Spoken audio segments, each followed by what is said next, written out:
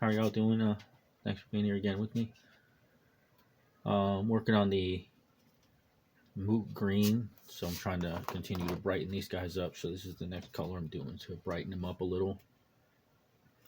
Still just trying to work my way through it and see what I'm doing because, again, don't really know. Getting back into what I'm talking about, I kind of want to branch off into a little more wilder direction, but still a little connected to what I'm talking about.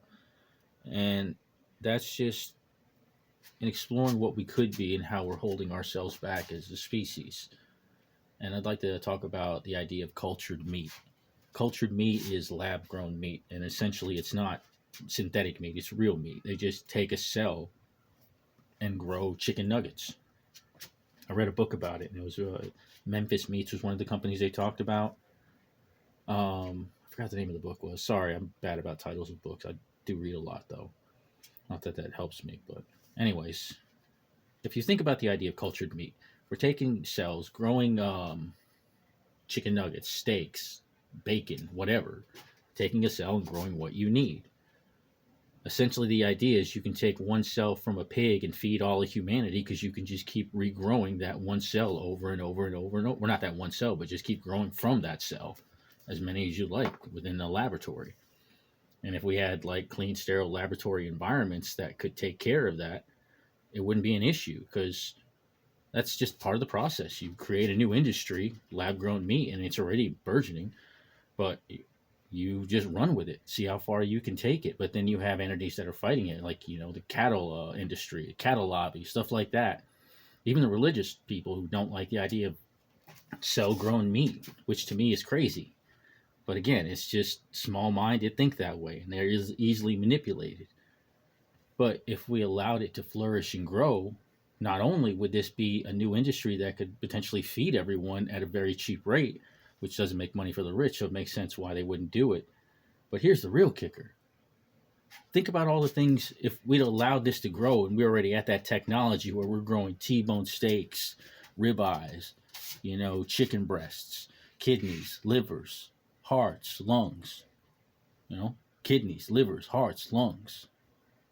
If we didn't stop ourselves, we literally should be at the point right now where we can create another factory away from it where it's not food, where if you or one of your loved ones had an organ that failed, they could take a cell from your body, regrow your organ so it wouldn't be rejected once they put it back into you. Regrowing your own organs. We should be there. We should not have an organ donor list right now. The only reason we have an organ donor list is because we don't have the critical thinking skills to realize these things, to project ourselves enough in the future to realize what we're really looking at. We're just looking at the little things now, like, oh, cultured meat will affect the cattle industry. Oh, cultured meat sounds like something that's anti-religious. I mean, we're looking at the small things. We should really be at the point where there shouldn't be an organ donor list. No one should be dying from these things. We should have evolved past that point. The question is, when are we going to change? Because the reality is that we live in the world we choose to live in. We live in the country we choose to live in. Everybody complains about, oh, the government this, the government that. We're the government. When are we going to step up and say, no, this isn't working? Because it's just getting worse and worse and worse because the people won't do anything, and the powers that be know that all they have to do is just, keep on pushing. Let's see how far we can ride this pony. And they're riding all the way, man. It's like, what is it going to take for us to develop as a whole the critical thinking skills that allow us to break away from this cycle that we've been living in for so many generations? And that's my whole point. It's like, we have the answers. We have what we need to build a better species, We can rebuild humanity. We can make it better. Just like the $6 billion man. The question is, why don't we? Because we as a people won't stand together, and we allow the few that govern over us to make everything trash and keep us fighting each other. And it's like, when are we going to say it's enough and build something better?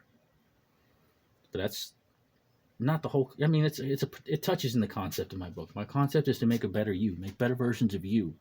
But once you do all that, once all of us do all that, then we can build a better world together. So that's how it ties back into the book. I know it was a long way around to get there, but I hope you can appreciate where I was going. Thank you very much. Have a wonderful day.